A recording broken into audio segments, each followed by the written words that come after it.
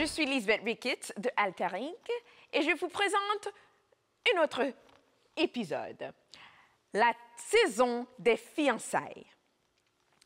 La saison des fiançailles est une période merveilleuse mais chargée. Les deux personnes qui s'engagent à se marier expérimentent la joyeuse bénédiction de trouver la personne que Dieu a préparée pour eux.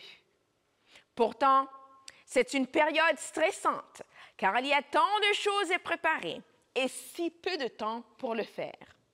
Souvent, pendant les fiançailles, les deux époux sont tellement excités qu'ils oublient de préparer la vie après le mariage. Pire encore, ils ne savent peut-être pas du tout comment s'y préparer. Heureusement, comme nous l'avons montré tout au long de ce livre, l'Évangile est un merveilleux simplificateur de toutes nos questions et confusions. Si nous voulons vraiment savoir ce que nous devons faire pour nous préparer au mariage, nous ne devons pas chercher plus loin que Jésus-Christ. Les Écritures nous disent que nous attendons les noces de l'agneau. Si tel est le cas, cela signifie que nous, ainsi que le Christ, sommes dans la phase des fiançailles au moment où nous parlons. Cela signifie que nous pouvons nous tourner vers l'Évangile pour obtenir des instructions sur la manière dont nous devons nous préparer à cet événement avec le Christ. Tous les hommes qui sont passés par la phase de préparation des fiançailles et du mariage savent qu'ils n'ont pas grand-chose à dire sur la planification de cette journée. Malgré cela, leur présence est toujours attendue pendant la planification. Visite des lieux, dégustation des plats, etc. Ils savent que leur contribution n'est pas nécessaire, mais leur intérêt pour le processus rend leur future épouse heureuse. La plupart des hommes veulent juste un costume élégant et leur meilleur compagnon derrière eux le jour de leur mariage. Le véritable centre d'intérêt de l'homme est le lendemain du mariage, le jour où la vraie vie commence. Les hommes ne sont généralement pas aussi pris dans la magie de l'instant. Ils entrent dans une période de leur vie où ils sont désormais responsables de subvenir aux besoins d'un autre être humain. Il y a tant de responsabilités sur la table et si peu de temps pour s'y préparer. L'une des activités les plus importantes est de fournir un endroit où la femme pourra revenir après le mariage. En fonction du temps qui s'écoule entre les fiançailles et le mariage, l'homme doit trouver comment et où il pourra habiter avec sa femme. Son objectif est plus que tout autre de préparer un endroit pour sa femme. À l'époque biblique, lorsque la demande en mariage d'un homme hébreu était acceptée, c'était également son principal objectif. L'homme quittait sa fiancée pour un temps. Il se rendait dans la maison, la terre de son père, où il construisait une maison pour lui et sa fiancée. Avant de partir, il consolait sa fiancée qui allait sûrement lui manquer. Il s'assurait que l'épouse n'avait aucune raison de s'inquiéter, car elle savait où il se trouvait. Elle comprenait la coutume et s'il y avait une urgence dans laquelle elle avait besoin de lui, elle savait comment le trouver. Si vous n'avez pas fait le parallèle avec l'Évangile, laissez-nous le faire pour vous. Le Christ nous a fait une offre en mariage sur la croix et nous avons accepté sa proposition par le baptême. Après sa crucifixion, le Christ est ressuscité et est retourné à la maison de son Père dans les cieux.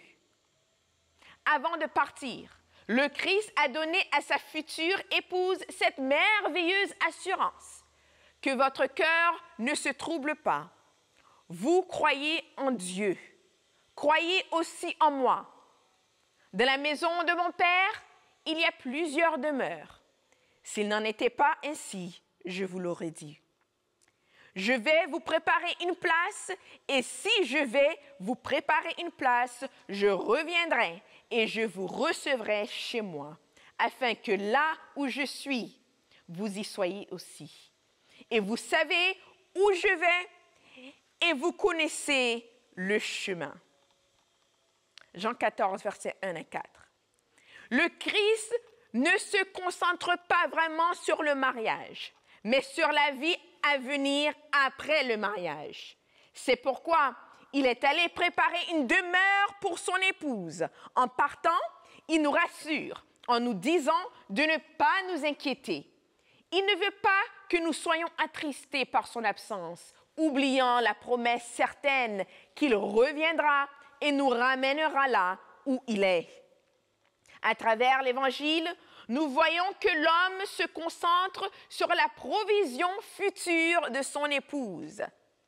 Cela n'est pas seulement associé à une maison, mais à la préparation et à l'exécution d'un plan bien pensé pour la vie après le mariage.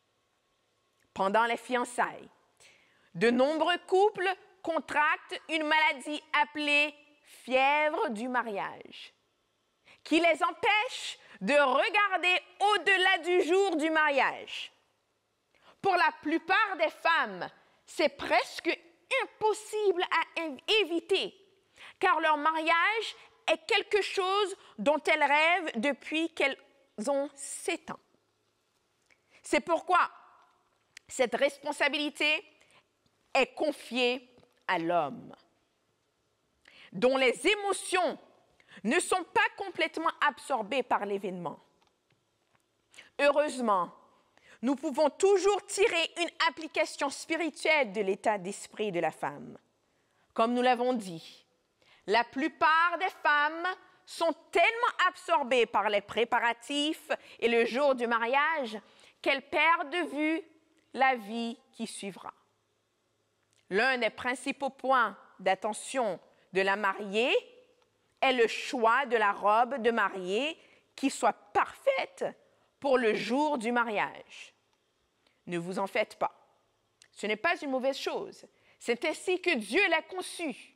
La robe de mariée, étant le plus grand centre d'intérêt de la mariée, sert de sermon.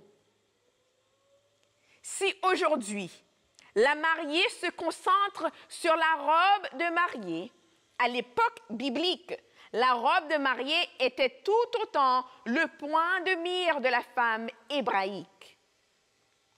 Le mariage lui-même était organisé par les parents, laissant la mariée se concentrer sur sa robe et s'assurer qu'elle était prête pour le mariage. L'attention de la mariée avait un but. Lorsque son futur mari avait fini de préparer leur maison, il appelait pour dire que le mariage était censé commencer. Cela peut sembler fou à beaucoup de femmes, mais oui, il n'y avait pas de date fixée pour le mariage. Le mariage pouvait commencer à tout moment. Cette incertitude explique pourquoi la mariée ne concentrait son attention que sur le jour du mariage. L'époux s'occupait de l'avenir. Comme l'époux pouvait appeler à tout moment, la femme devait être prête chaque jour. Elle se préparait comme si l'époux devait se présenter à tout moment. Cela nous rappelle la parabole des 10 vierges. Les 10 vierges sont un symbole de l'Église en tant que corps. 10 est un nombre symbolique dans la Bible qui représente un reste ou des restes. Ce reste est celui pour lequel Jésus-Christ reviendra. Le dragon, Satan, fut irrité contre la femme et il alla faire la guerre au reste de sa postérité, à ceux qui gardent les commandements de Dieu et qui ont le témoignage de Jésus-Christ. Nous voyons d'ici que ce reste, issu de la femme ou de l'Église primitive, la femme étant un symbole de l'Église dans la prophétie, garde les commandements de Dieu et est le témoignage de Jésus-Christ. Il nous est dit que le témoignage de Jésus est l'esprit de prophétie. Nous avons une meilleure idée de ce reste grâce à la vision qu'en a eu Jean dans le chapitre 14 de l'Apocalypse. Voici quelques signes distinctifs du reste, tels qu'ils ont été rapportés à Jean lors de son séjour sur l'île de Patmos. Le reste était des vierges spirituelles, ce qui signifie qu'ils n'ont pas servi d'autres dieux ou de fausses doctrines. Ils ont le nom de Dieu, le Père et de Jésus-Christ, écrit symboliquement sur leur front, ce qui signifie qu'ils ont revêtu le caractère de Dieu, le Père et de son Fils, bague de fiançailles que nous a donné le Christ. Enfin, ils gardent les commandements et ont la foi de Jésus-Christ. Cette même description se référant au reste se trouve dans Apocalypse chapitre 19. Il parle du peuple de Dieu, la véritable Église, qui s'est préparée à rencontrer le Seigneur. Dans son effort pour préparer l'Église chrétienne d'alors et l'Église contemporaine pour ses noces avec le Christ, l'apôtre Paul dit ceci. « Car je suis jaloux de vous, d'une jalousie de Dieu. Car je vous ai fiancés à un seul mari, afin de vous présenter au Christ comme une vierge pure. Ceux qui expérimentent le mariage avec le Seigneur doivent être des vierges spirituelles. » Qu'est-ce qui représente la virginité de la fiancée? C'est une robe blanche et pure qui la représente. C'est ce que Paul essaie d'aider l'Église à préparer. Sans la robe blanche, nous ne pourrons pas entrer dans le mariage. Christ raconte une parabole d'un invité à un certain mariage qui n'avait pas la tenue appropriée au festin de mariage du fils du roi. Le Christ explique le sort de cet invité non préparé en disant « Lorsque le roi entra pour voir les invités, il vit là un homme qui n'avait pas de vêtements de noces. Il lui dit « Ami, comment es-tu entré ici sans avoir de vêtements de noces? » Et il resta muet.